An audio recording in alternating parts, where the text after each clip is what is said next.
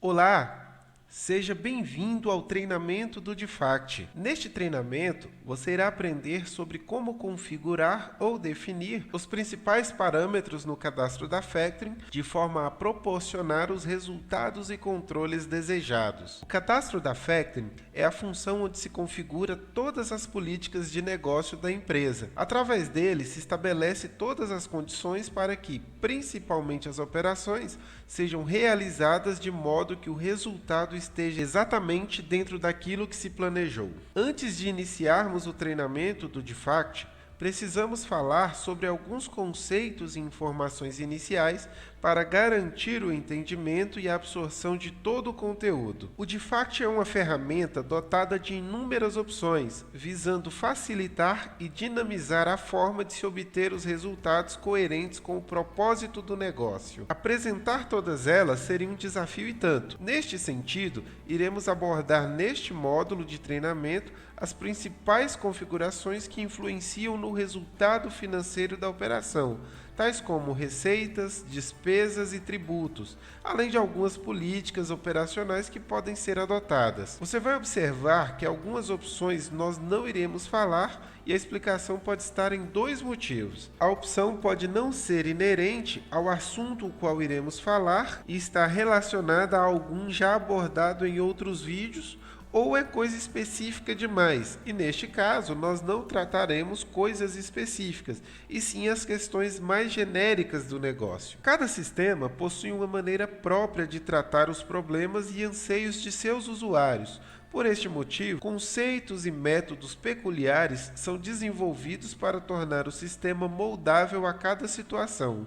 Conceitos como variações de taxas através de percentuais mínimos e máximos, abatimentos de valores, fórmulas e critérios de cálculos diversos são exemplos do quão flexível o sistema pode ser e dar dinamismo ao seu negócio. Entrando mais especificamente nas questões práticas do DIFACT, nós demonstraremos mais adiante os parâmetros relativos às receitas que a Factoring pode obter nas operações. São as receitas comuns, como a de valor e deságio, que aliadas a algumas opções podem ter resultados variáveis. A parte de tributação não exige muito em termos de configurações. O que precisamos destacar aqui é que é necessário separar os tributos das operações dos tributos da empresa. De forma mais clara, o que quero dizer é que para as operações incidem basicamente IOF e ISS, que são os impostos os quais falaremos e demonstraremos como configurar. Mas é possível que você observe a existência de outros tributos como PIS, COFINS, Imposto de Renda e Contribuição Social. Estes impostos não serão abordados porque se tratam de recolhimento por parte da Factoring e que não afetam o resultado das operações. Eles serão explicados detalhadamente no nosso vídeo treinamento sobre retenções. Como mencionamos antes, a nossa abordagem será sobre aquilo que realmente impacte no resultado das operações. O cálculo das despesas é algo que pode ir além da recuperação. Com as opções que o sistema dispõe, é possível inclusive que se obtenha um spread sobre as despesas. As características do cálculo das despesas permitem as variações para que o resultado seja exatamente o que se espera para o negócio. Seja manual ou automática, seja por título ou operação, seja por percentual ou valor, não importa. O cálculo das despesas será sempre obtido com precisão. As configurações para que se obtenha os resultados desejados pela empresa não passam apenas pelo preenchimento de taxas. Existem outras opções que vão impactar tanto no resultado quanto na condução das operações e que estão relacionadas a travas ou concessões que se pode aplicar a fim de permitir ou não que determinadas situações ocorram. Limites e critérios de prazos, tipos de pessoas com que se opera a compra de títulos, abatimentos de taxas, dentre outros.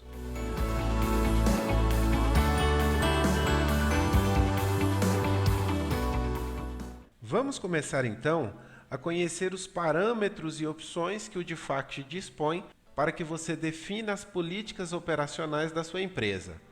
Para que você configure tais parâmetros, é necessário que você acesse o menu Apoio, Cadastrar, Factoring. Inicialmente, abordando principalmente as receitas que você pode obter na operação, e são elas duas, né? Que é a taxa de serviço, o ad valorem, como é conhecido, e também o deságio. Nós vamos ver aqui todas as suas peculiaridades para que seja calculada de forma a gerar o resultado que você espera nas operações. Então, para o ad valorem, você precisa definir o percentual mínimo, o percentual máximo, e aqui no campo médio você pode colocar um percentual que esteja neste intervalo e que signifique aquele percentual mais comumente aplicado, ou seja, a regra, né?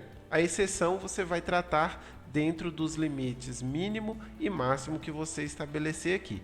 Então, o conceito desse campo mínimo e desse campo máximo é determinar uma variação onde você vai poder optar também no momento de realizar as operações. Então, reforçando, no campo médio, você preenche aqui o percentual que vai ser mais comumente aplicado às operações. Aí, o ad valorem, ele não tem somente como critério o percentual, né? Junto ao cálculo do ad valorem, acompanha também os critérios de cálculo, as suas fórmulas de cálculo. Para você determinar essa fórmula de cálculo exclusivamente para o ad valorem, você deve clicar aqui na aba Cálculos. E aqui você tem o campo Fórmula de cálculo para o ad valorem. Aqui você vai notar que nós temos 3 opções as quais você pode selecionar. Então, esses critérios aqui eles vão determinar como o resultado, repito, exclusivamente do ad valorem, será obtido nas operações. E aí, para que você saiba como utilizar cada um, eu vou usar um exemplo aqui bem simples de você entender. Esse tipo cheio que está aparecendo aqui para você, ele é similar ao cálculo de multa. Ou seja, será o percentual que você adotar na operação incidindo diretamente sobre a base de cálculo, que é exatamente o valor nominal do título, ou o valor de face, como queira, né? Então, esse percentual vai incidir diretamente sobre a base de cálculo quando o tipo escolhido aqui for cheio.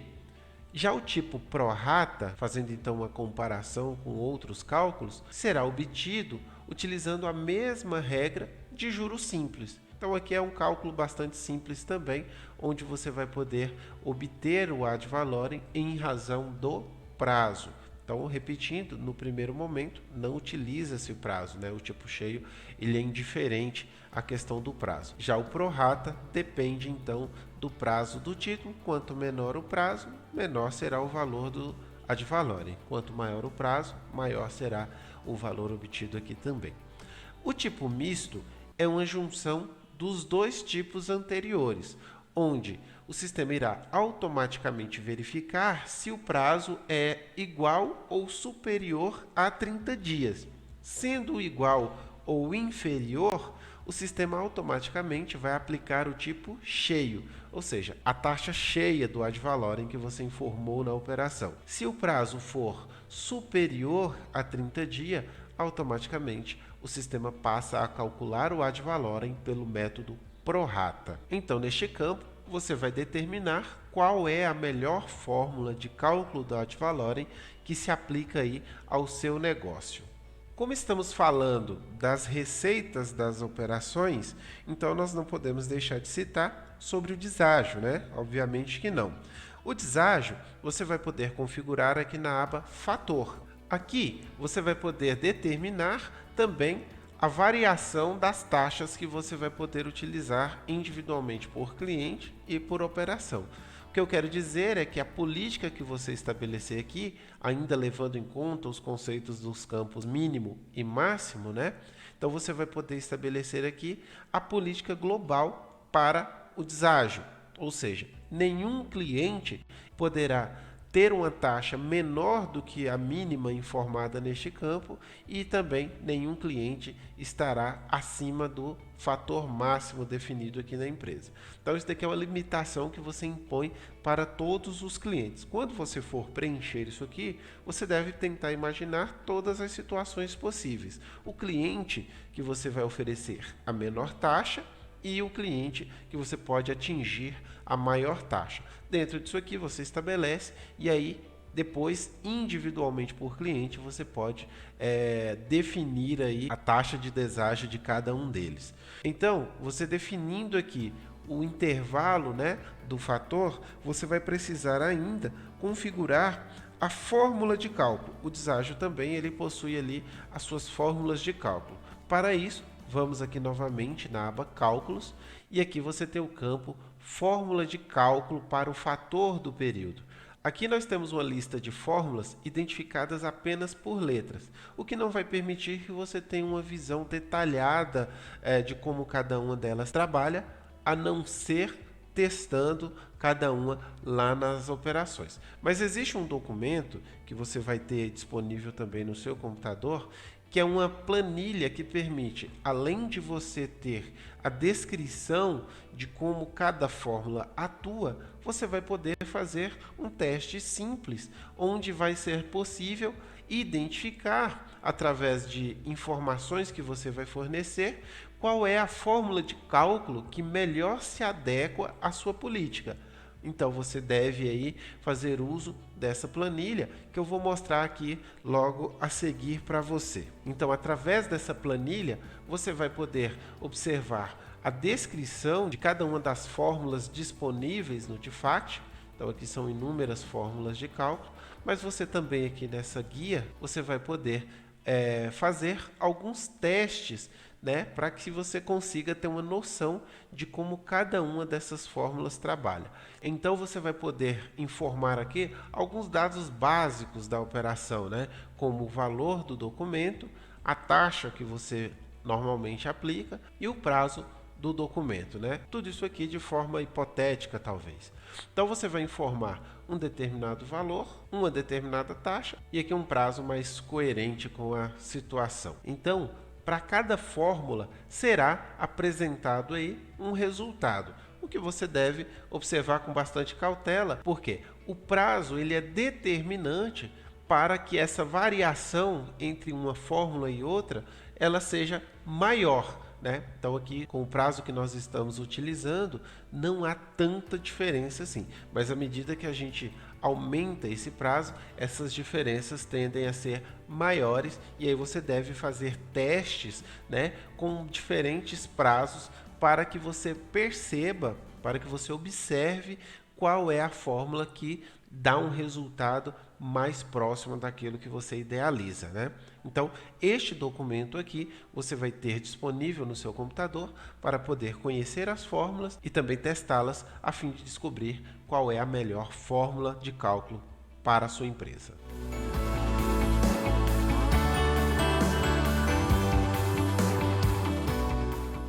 O que nós acabamos de abordar foram as questões relacionadas às receitas da Factoring na operação. Essas receitas têm dependência, como nós vimos, com suas fórmulas e critérios, né, para cálculo, mas também tem aí a relação direta com o prazo da operação ou o prazo do documento, como queira, né?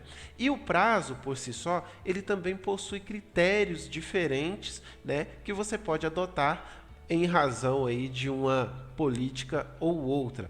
E para que você conheça as questões relacionadas ao prazo, né, eu vou mostrar aqui para você então na aba Prazos, e aqui nós temos diferentes situações em que o prazo deve ser tratado. Então aqui você pode observar no primeiro momento que nós temos a possibilidade de limitar os prazos de aquisições tanto para cheque quanto para duplicata. O campo mínimo aqui indicará qual é a quantidade mínima de dias para o vencimento que a empresa aceita fazer a compra de um cheque ou de uma duplicata, enquanto que o campo máximo determina qual é o vencimento máximo em dias que também a empresa aceita fazer a aquisição. Então, essa política aqui você pode definir tanto para cheque quanto para duplicata. Só que uma delas é possível que você faça um ajuste diferente, que é o prazo mínimo, tanto para cheque quanto para duplicatas.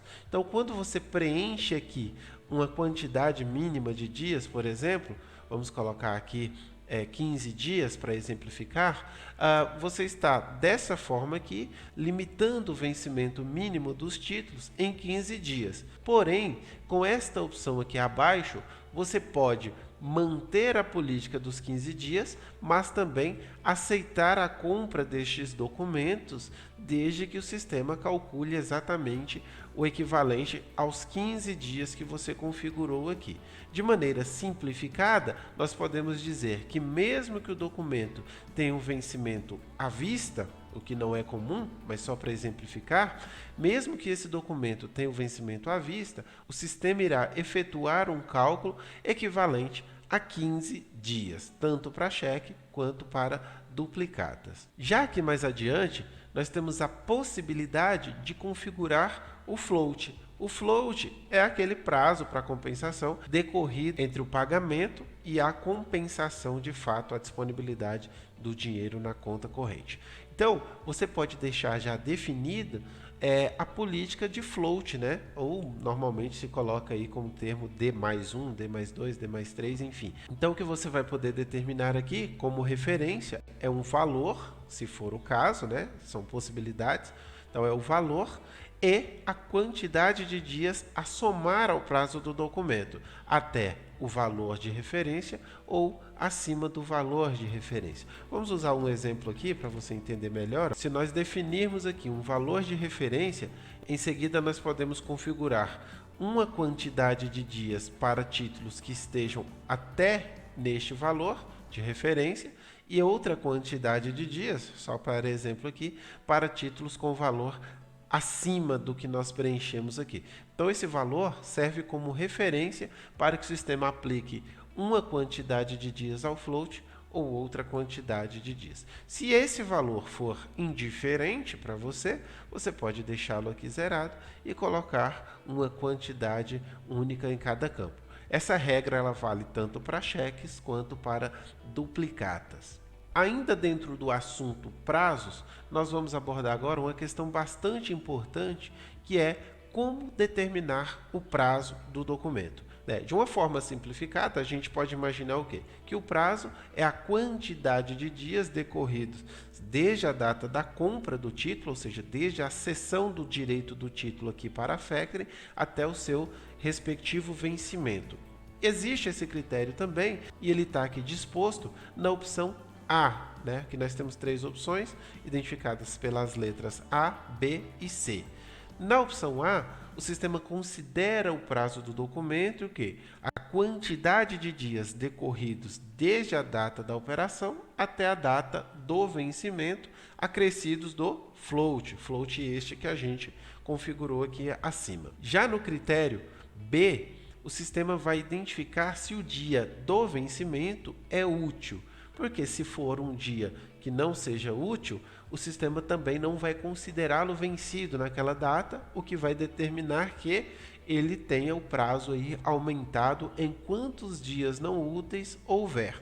Então, imaginando que um documento vença num sábado, por exemplo, então aquele sábado e posteriormente o domingo serão acrescidos ao prazo, então elevando aí o prazo do documento. Aí nesse critério também tem a adição do float. E no terceiro critério, utiliza-se, além do vencimento útil, também o float útil, o que significa dizer que tanto o vencimento quanto os dias adicionais da compensação têm que cair em dias úteis. E só para reforçar, a questão do prazo está relacionada a todos os cálculos que dependem dele, né? Então, todo valor que para ser obtido dependa do prazo está sujeito a essas configurações aqui no critério do cálculo do prazo do documento.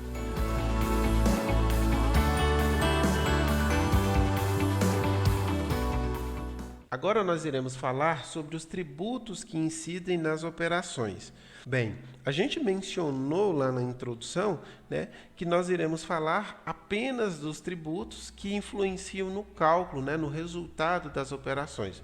Então aqui nessa tela a gente pode observar a existência de alguns tributos, né, mas nem todos eles se aplicam às operações, ou seja, nem todos eles influenciam no resultado da operação. E para ser mais direto, são 2 os impostos que têm ligação com o resultado da operação, que são o ISS, né, que é o Imposto sobre Serviço, e também aqui o IOF, que é o Imposto sobre as Operações Financeiras. Então, seguindo a ordem aqui, o ISS ele tem como base de cálculo o valor de serviço, né? Então, o valor de serviço aqui é o ad valorem. Então, o percentual que nós incluirmos aqui vai ser aplicado sobre o valor obtido de ad valorem. E isso você deve observar o seguinte: eu estou colocando aqui um exemplo qualquer, mas você deve ter atenção em buscar a alíquota vigente no seu município, tá bom? Então, o que eu estou utilizando aqui são apenas exemplos. E aí a gente segue a mesma política que nós já adotamos em outras situações, dos campos mínimo, médio e máximo. No caso do imposto, é bastante coerente que você inclua uma única alíquota, ou seja, que haja uma trava aqui, porque não é comum haver essa variação. Então, você vai buscar conhecer qual é a alíquota aplicada aí ao seu município e preencher aqui neste campo, tá? O ISS, como eu disse, ele é aplicado sobre o valor de serviço que é representado aqui pelo ad valorem. Então, é essa a configuração que você precisa fazer para que o ISS seja calculado lá na operação. O próximo imposto é o IOF, né? O IOF ele tem uma característica um pouco diferente porque há variações nas suas alíquotas relacionadas ao tipo de pessoa a qual está sendo aplicada, né? Então nós temos aqui um IOF para pessoa física, outro IOF para pessoa jurídica, o IOF para pessoa jurídica enquadrada no Simples Nacional e ainda temos o IOF adicional, que é a alíquota aqui preenchida neste campo. Em relação ao IOF, o mesmo cuidado, tá? De verificar na legislação vigente qual é a alíquota para cada tipo de pessoa. Então aqui nós temos também a existência dos campos, né, que permitem aí a variação dessas alíquotas, mas volto a repetir, não é comum que se preencha permitindo aí essa variação. Isso fica a critério de cada empresa. Então você vai obter aí as alíquotas para pessoa física, pessoa jurídica, as alíquotas também para pessoa jurídica optante pelo Simples e o IOF adicional. Então, nesses campos aqui, você vai preencher aí todas as questões relacionadas às alíquotas do IOF. Né? O detalhe do IOF, né, que precisa assim só a gente pontuar aqui, é que essa alíquota, independentemente de qual seja, ela deve ser preenchida aqui cheia. O que é a alíquota cheia? É a alíquota aplicada ao longo de um ano, que o IOF é uma taxa anual, né? Como todos nós sabemos, é uma taxa anual. Então aqui você vai informar a alíquota cheia e aí o sistema automaticamente converte isso na operação para a alíquota diária, né? Que o IOF ele é calculado em função do prazo, tá bom? Então você vai preencher aqui a alíquota cheia do IOF.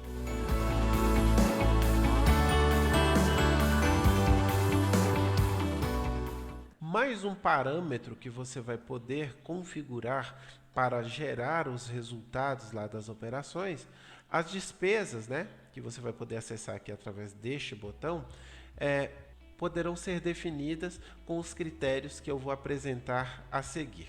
Aqui você tem uma relação de despesas, a maioria delas o sistema já gera automaticamente, ou seja, já traz cadastradas, né? Ele não aplica nas operações, mas já traz cadastradas, mas você pode também cadastrar outras despesas aí que porventura houver aí no seu ciclo operacional. O que nós precisamos destacar aqui em relação às despesas é sobre quais critérios são adotados para calcular cada uma delas, né?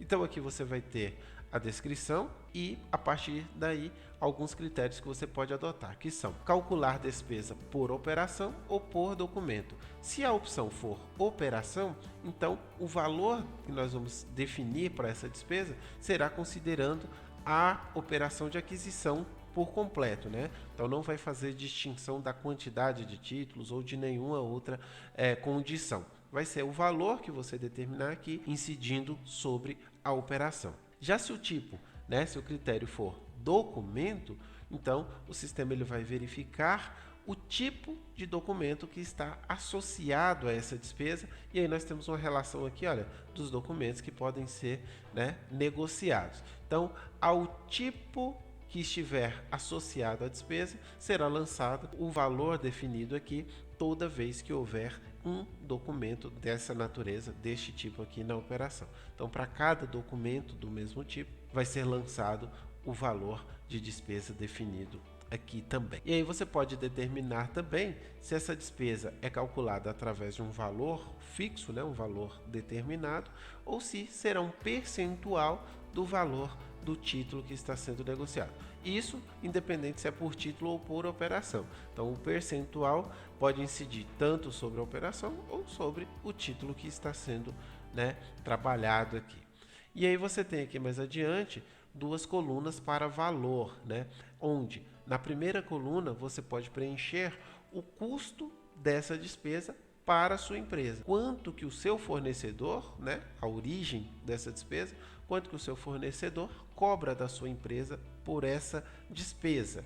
Então você vai definir o custo para você e lá na frente, no campo valor da despesa, você vai informar o custo que você quer repassar para o seu cliente. Então, se você for apenas recuperar a despesa, você preenche ambos os campos com o mesmo valor. Se você quiser obter um spread nessa despesa, então você vai colocar aqui no campo valor da despesa um valor um pouquinho maior. Isso vale para todas as despesas, inclusive. E aí mais adiante, você vai determinar se o lançamento dessa despesa, e repito, cada uma delas, né, se o lançamento vai ser automático, ou seja, se ao realizar a operação ou ao incluir um determinado documento, o sistema deverá lançar o valor automaticamente, ou se vai ser manual, se vai depender da escolha do usuário do momento certo de lançar cada despesa. Então você pode configurar aqui o lançamento com o tipo automático ou manual. E aí, por fim, você vai determinar se essa despesa, né, na verdade ela vai ter um papel de dedução ou se ela vai ter um papel de acréscimo. Então, quando eu coloco aqui o tipo especificamente despesa, o sistema irá deduzir o valor correspondente àquele lançamento. Se você coloca o tipo acréscimo, então o sistema irá adicionar o referido valor ao resultado da operação. Mas em que situações eu tenho despesa, em que situação eu tenho acréscimo, né? A despesa são os abatimentos normais que podem ocorrer dentro da operação, e aí a gente tem até alguns exemplos aqui, né, de descrição daquilo que pode ser lançado, como uma tarifa bancária, como uma consulta de crédito, ou enfim, qualquer despesa que você possa incluir na operação. E já o acréscimo, ele vai ocorrer mediante talvez uma situação em que você tenha que devolver algum valor, enfim, são algumas situações que você pode ter aí que acrescentar algum valor à operação, e aí você diferencia o lançamento com o tipo despesa ou o tipo acréscimo. Então, só para o nosso exemplo aqui ficar mais completo, né?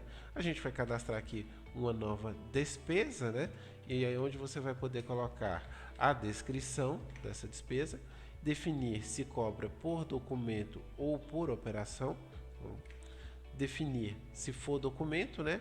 Qual tipo de documento? Quando é operação, Então você já seleciona todos os tipos de documentos e aí você define se é um valor fixo ou percentual, coloca aqui o custo dessa despesa para a factoring e quanto vai custar essa despesa, ou seja, quanto que você vai recuperar dessa despesa, né, na operação, definir se o lançamento é automático ou manual e classificar se é um lançamento de despesa ou acréscimo. Basicamente isso aqui que você precisa preencher.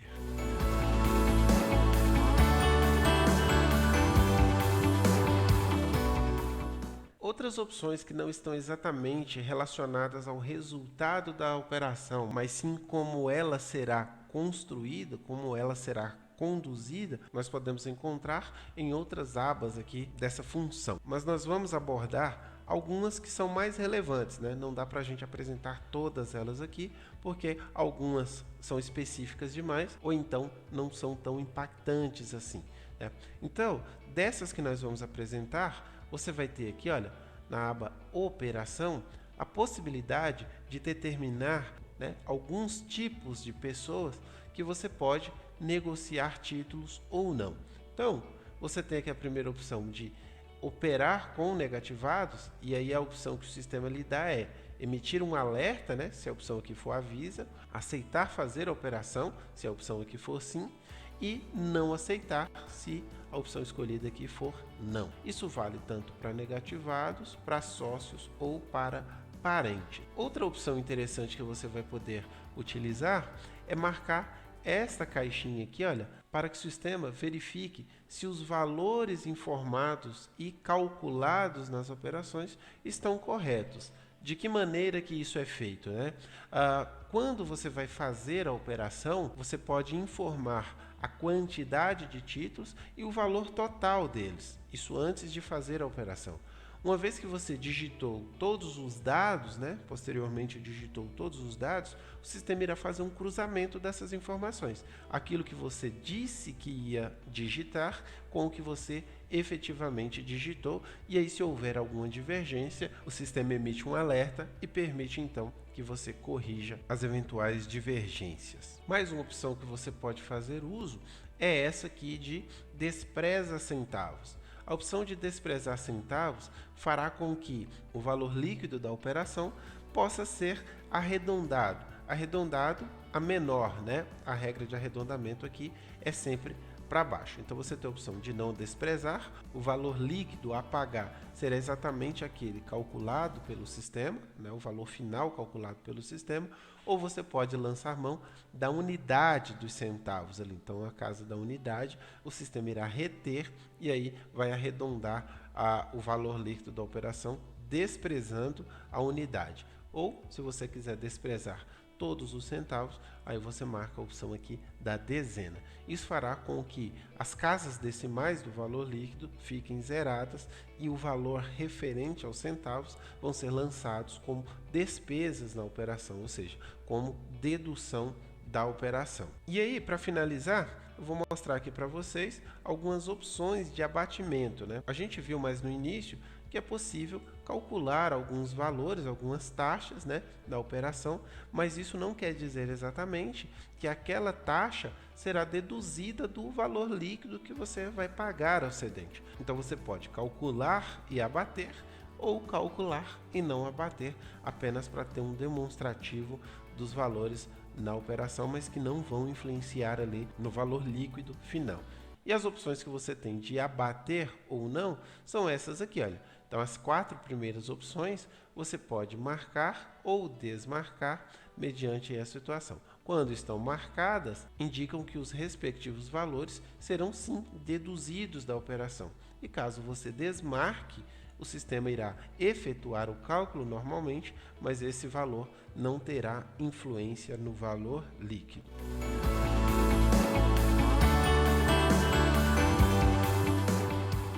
Este vídeo treinamento está chegando ao fim. Nele, nós podemos aprender sobre as principais configurações que são definidas no cadastro da Factoring e que tem como objetivo direcionar as operações e também limitar alguns cadastros que veremos em outras séries. Este é um dos primeiros e mais importantes passos para se começar a utilizar o DeFact e todos os seus inúmeros recursos.